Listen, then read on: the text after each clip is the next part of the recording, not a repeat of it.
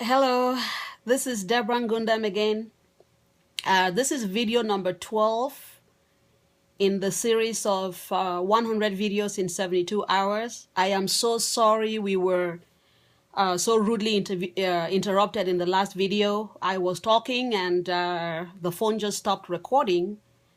My storage was full, so I had to stop and go clear up my phone and remove all the old videos and stuff like that.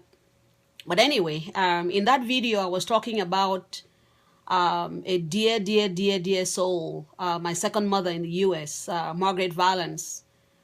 She's now gone to be with the Lord. She ended up really helping me, my God, making life so much easier for me. So I was working as a front desk clerk at this apartment building. I think it was a condominium, and she was a resident in that condominium. And what I was doing was, taking phone calls, taking messages, giving them their mail, giving the residents their mail when they came back from work or stuff. So, but Miss Valance, like in the last video, I explained how we met and how we grew fond of each other. And she ended up buying me a car. So, man, that was like, whoa, besides my parents and my siblings, nobody had ever done something like that for me, and I was like, wow, is this possible? She bought me a car. Back then I was one of the few immigrants who had a car. Because in the early 80s, this was probably 1980, 88. First of all, there were very few immigrants, students. Most of the immigrants were working. They were here maybe sent by their governments, but, there were quite a few Cameroonians. Most of us were students, and very few had cars. And I had a car, bought and paid for by Miss Margaret Valance. I will be forever, ever indebted to her. I love her. She and I communicated so much, and it didn't stop there. So let me just say that I worked at this apartment building for so many years. For so many months, so many hours every day. And at the end of that year, I'm like, enough is enough.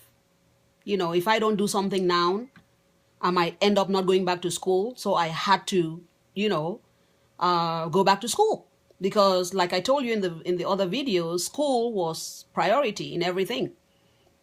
So I finally, at the end of that year, 1988, I decided I had to do something. So I started searching, and you know what? It occurred to me that if I had to continue school, I had to leave the Washington, D.C., the metro area, the D.C. metro area, Maryland, D.C., Virginia, because first of all, it was too expensive. And secondly, there were too many distractions, too many parties, too many friends, family.